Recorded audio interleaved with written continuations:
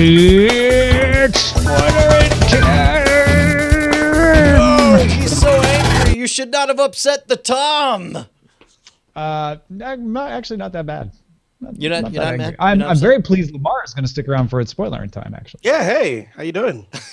This is great. This is a rare opportunity where we have so many things that all three of us have seen. Which one do you want to dive in with first, Tom? Let's start with Amazon's The After, partly because I think that's the one people will care the least about being spoiled on. So if they're waiting around for Lego or Archer, just it's a pilot, for goodness sake. The After is a Chris Carter production. It starts off being a little bit like H+, Man. We're stuck in the garage. How are we going to get her out of the garage? But then she gets out of the garage, and then it becomes the post-apocalyptic scene on the street where there's massive humanity and everything's crazy and they've lost control. And there's a little mystery because the guy says, we haven't had communications in a day. And she's like, but this only happened like a few minutes ago. And then it's the let's run into the hills. So they go into the mansion, and it becomes the plot of some comedic thing starring Jonah Hill or something, where they're in the mansion and the world is breaking down around them, but they've got a mansion, and then all of a sudden they're out in the woods. So it's got some really cliche dialogue here and there, but I felt like maybe that was on purpose. Like he's trying to keep shifting gears. Like it's this kind of horror film. Wait, no, it's this kind of horror film. What'd you think, Lamar? Wow, you cleared the whole show right there. I was really confused from the beginning. I gotta say, I didn't like the French woman to begin with, and the garage scene was pretty good. It got out. I just didn't buy the idea of the black guy, the so-called criminal, coming back to help him. Not because he's black and a criminal, just because I just didn't think anybody. Why is that? With all the chaos happening out there, I just didn't think he would just give a damn and come back. So it was just a lot of elements I didn't like. I didn't like the character. I didn't like the old lady. I didn't like the lawyer.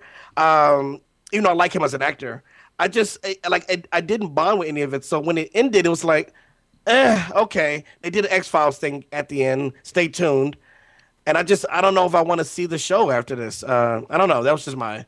I'm not a good reviewer when it comes to movies, shows, but I didn't feel like this one is going to keep me on my edge of my seat. Well, I mean, or put it this way: look, when episode 2 comes out, are you even going to watch, or is it going to take everyone saying like, "No, you're not prepared for episode 2. You got to come back"? I will watch it if there is a flurry of excitement, because I did the same thing for betas. I didn't watch betas at all till it was over, and then people were telling me just how freaking awesome it was, and so I got into it, watched the whole thing in one night and a half, and it blew my mind. I really love that show. So it might be a situation like that.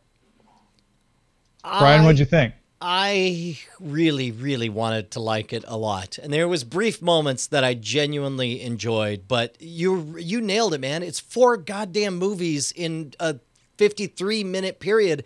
And the problem is it feels so television-y. It feels so broadcasty, but then it's like they remember that they're allowed to curse, so they curse a whole bunch. Like, F-word a whole bunch, I guess. I don't know. Look at us, we're HBO. And then they're like, oh, we could show a naked body. Like, hey, you're with 7 men you've never met before in a crisis situation. Yes, why don't you just get naked and jump in the pool? And that blew my mind. Yeah, exactly. Well, It was so unmotivated.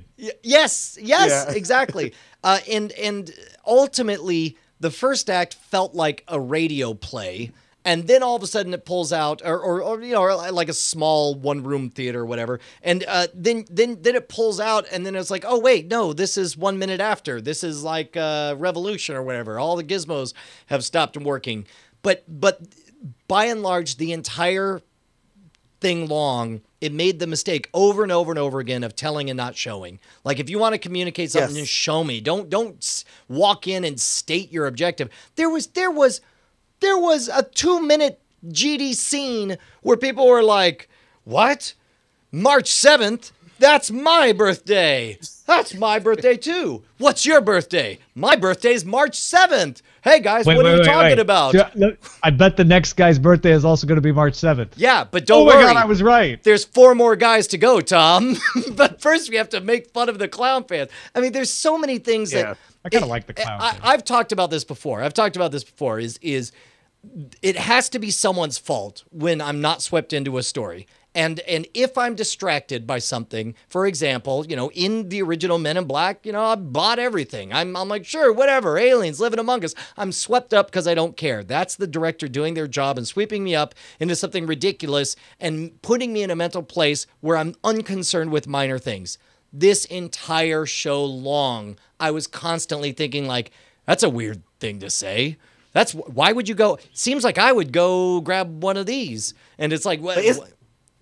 Go ahead. Isn't it indicative of TV series though? Because you mentioned a movie, and the movie is 2.5 hours, but a TV show they have 13 episodes or so to drag it out until the end. And that's just it. Is you would should we have more patience with it? I'm gonna say for me, I didn't have patience for it. But should we have more patience? This was 4 separate episodes. They crammed into a single hour. You're a television show. Give us a full hour and make it a compelling story about people trapped in a basement. Then give us another story and blow our minds that it's an apocalypse or whatever. I actually liked that creative choice of like keeping me guessing because I thought I knew what the show was going to be when they were in the basement.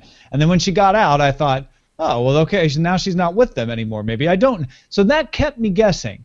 And my islands of tolerance in this were larger than yours, Brian. But largely, I had the same reaction of like, okay, I like the mystery. Let's see where this goes. Oh, wait, that was a stupid piece of dialogue. Well, let me overlook that and see if I can get swept away in the mystery. And I would start to. Like when the guy's like, we haven't had communications in a day. I'm like, okay, so what's the payoff going to be? But he needs to leave me a couple more breadcrumbs along that line, not just have the French woman later go, but he said something about no communications in a day. Why would he say that? I don't know. Let's run in the woods. Okay. Yeah.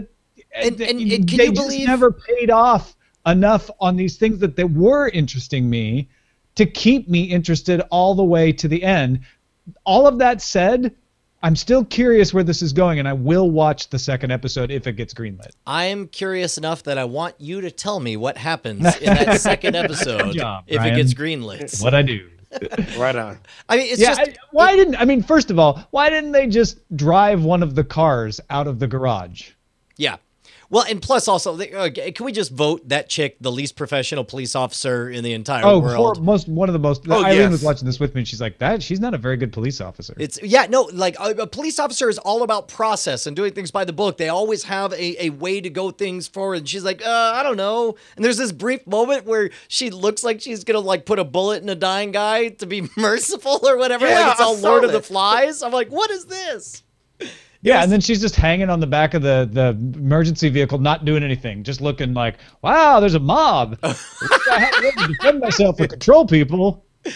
Yeah, it has problems, but doesn't. I love the mystery though. I want to know what it is. Like, what is the thing? Why is there a communication problem? Oh. Why is everybody confused? Like, and even interested in the blue guy, although that was some bad special effects. Wait, now did I hear right? Did the blue guy just randomly shout out his favorite World of Warcraft guild? Yeah, he did. He must have been a member of Alea Iacta Est, AIE, the guild that Scott Johnson and Veronica Belmont and Len I believe you have a sign behind you, or maybe you moved it. It's covered by the Cord Killers logo right now.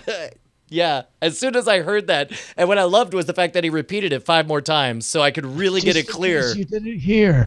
I am an officer in Alea Iacta Est, and we're conducting a raid tomorrow. That part got cut out. But. Yeah, but then he ran off because he respawned after he got shot. He's like, I have to deal with some member complaints. Yes. Excuse me. Amazing. Yeah. So all right, let's move on to La Archer. Archer Vice. Yeah. I'll tell you what, still funny. Pam getting thinner and hotter and more outrageous. I was going to ask you what you thought of Pam. They were making a big deal out of Pam's upper torso. It was great. Like she came in and they were tying her down, and then I hit pause because Bonnie had my attention, and so she's talking to me, and I'm looking at her, and I don't realize what I've paused on, but she was like, "Nice TiVo, Brian." And I turn around, it's just 2 giant Pam tits on the screen, filling everything up. I'm like, all right. It's still good. This one was a little bit hit or miss. Like I don't really watch it for the plot anyway. I'm over the fact that I understand that there's MacGuffins that we're gonna get to point A to point B to point whatever, and I already know what all those are in advance. Which again, the more I think about it, the more bummed I am that they gave all that away in the first episode. But this one was like 2/3. Wait, you just said you don't watch it for the plot, but you're also bummed that they gave away the plot. Yeah. It's called Doublethink. Try it sometime. All right. You're Twain brilliant is what you are.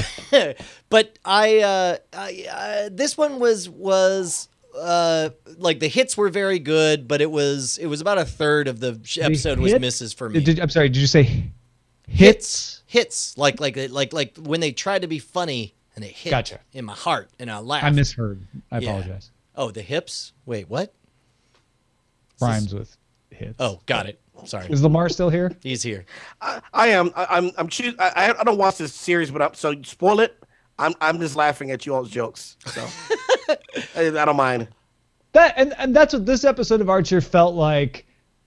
Not the best MacGuffin they've had. Like, oh, okay, the FBI guy raids them. I guess they have to do that.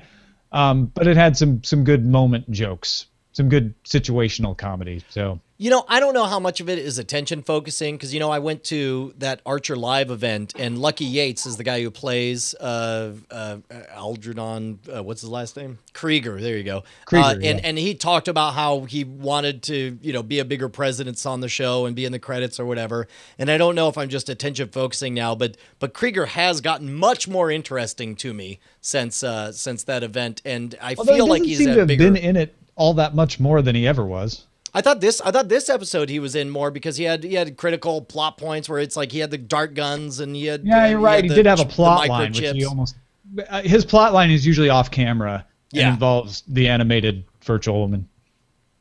Yeah. So this time he was actually doing something. I did like the little like poking fun at themselves. Like, seriously, guys, are we not doing phrasing anymore? Yes. Because if we're not doing that, I need to know what we're saying. I didn't know if that was a reference that I had missed to something they had previously done, or if he was being self-referential that clearly he had decided to stop writing that way. Yeah, I thought it was self-referential myself, but can I tell you how much I loved the abject cruelty of Krieger just offhandedly saying like, oh yeah, I should really get around to rebooting those legs. Like it was such a middle finger to the conventions of plot or whatever. Like this is perpetually what Gillette's going to have to go through all the time. Yeah. Just not enough Cheryl, or what's her name now? Charlene. Too much. Yeah. Charlene's doing it less for me now. Pam's becoming my favorite character in a big way. And Zach's giving me double thumbs up over here as well. Well, I wonder why. Now I gotta watch this. I'm gonna change my text tone to Pam going nom nom nom nom nom.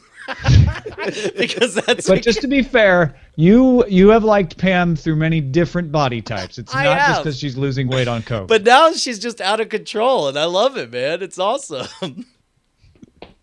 Carol. All right, now. Yesterday, was it yesterday? It was. Brian texted me. I assume you were taking the kids to see Lego? Is that right? We saw it 2 days ago. We went and saw the Lego movie. Loved it. It was great. It was awesome. And so much of it was seeing... Well, everything is awesome.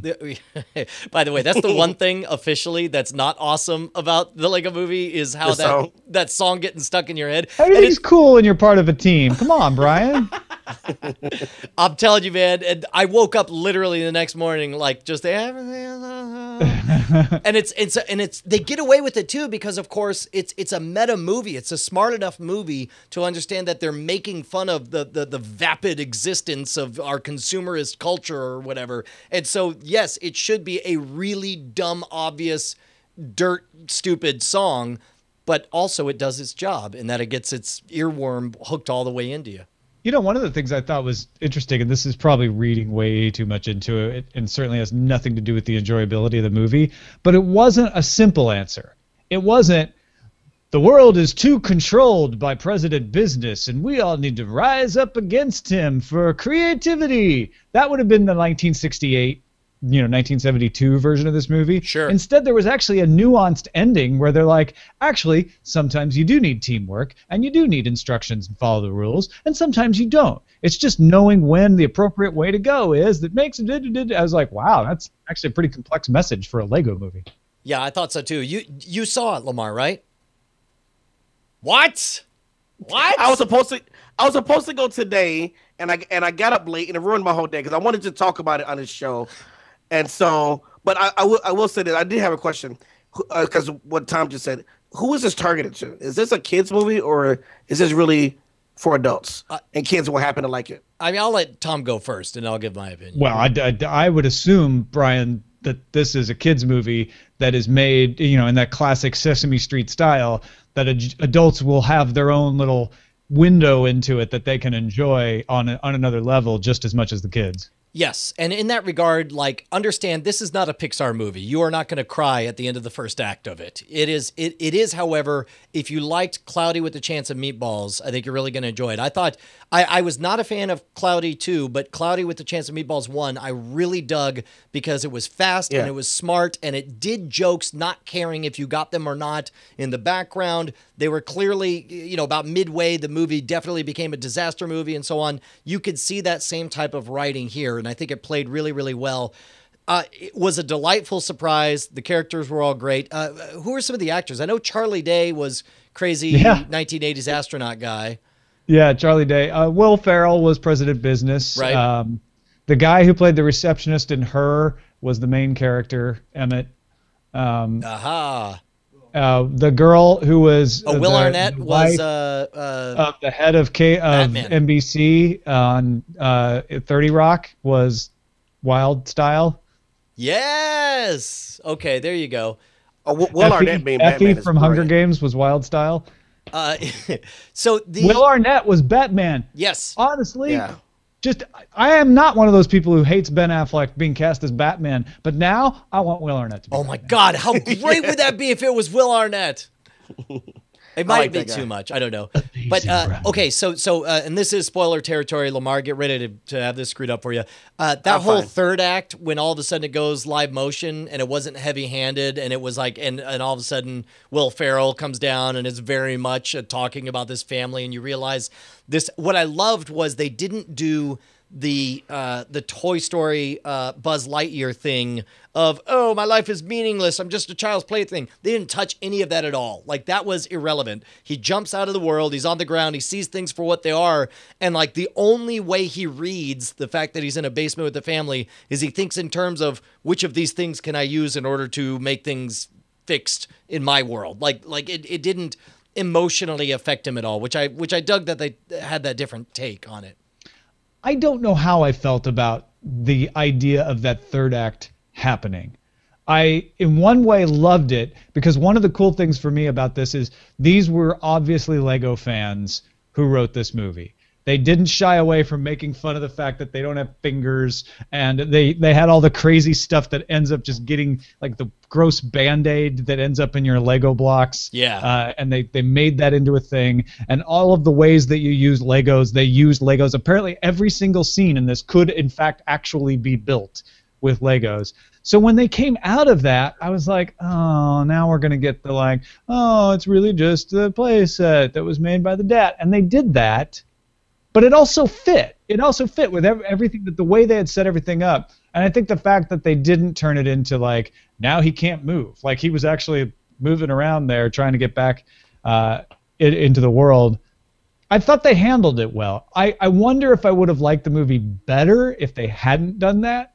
But I was worried it was going to ruin it, and it didn't. So here's the thing. I'm actually of two minds. Number one, I totally agree with your instinct, and I think that academically, I would agree with you 100%, and I would prefer a consistent world if I was writing a prescription for myself to go see the movie. However, there's precious few things better than a genuine surprise when you go to the movies nowadays, and that was a genuine surprise to me that they took it in that direction. None of the marketing indicated it was going to go that way. There was no reason that they necessarily needed to. Now, that could be a negative. You may say that it's off track, but for me, it was kind of that was a moment, and I really dug it, and it was cool sharing that with the kids. However, that whole live action segment, not nearly as delightful a surprise in a moment as having the freaking Millennium Falcon show up with, I believe, correct me if I'm wrong, was that actually Billy D. Williams that we heard? It was. Yes. I checked in the credits at the end. Yeah. They couldn't get Harrison Ford for the Han Solo part, but they got Billy D. Williams. Dude, they can't get Harrison Ford off the couch. Did you see Ender's Game? Come on, man. That guy doesn't care anymore about anything. And in fact, can we talk about this? Because Justin and I or or actually, They got Channing Tatum to do 2 lines of Superman in that, and they couldn't get Harrison Ford off the couch. Yeah, well, and plus also, like, I think it was Andrew Main was saying that watching Ender's Game made him question how excited he is about Han Solo reprising his role for the new Star Wars movies, and I can believe him, man. It's like man, talk about a guy who's tuned out and doesn't care. He's done. Well, our only hope. It was Justin. It was Justin. Justin's correcting me in the chat room. Sorry. I said that. Me. I'm worried. Is what he wrote. Well, good. Yeah, our only hope there is Harrison Ford doesn't give a crap about Ender's Game, but he doesn't give a crap about Star Wars. You're right. We're screwed. Yeah, there's that. But I'll tell you what, major thumbs up. Go see the Lego Movie. I'm probably going to see it again. Because I suspect, much like Cloudy with a Chance of Meatballs, that some of the best jokes I probably missed, and so I'll go and give it another try. Everything is awesome. Everything is cool when you're part of a team. And that, my friends, is how you spoil your time. Hope you enjoyed it. I'm crying.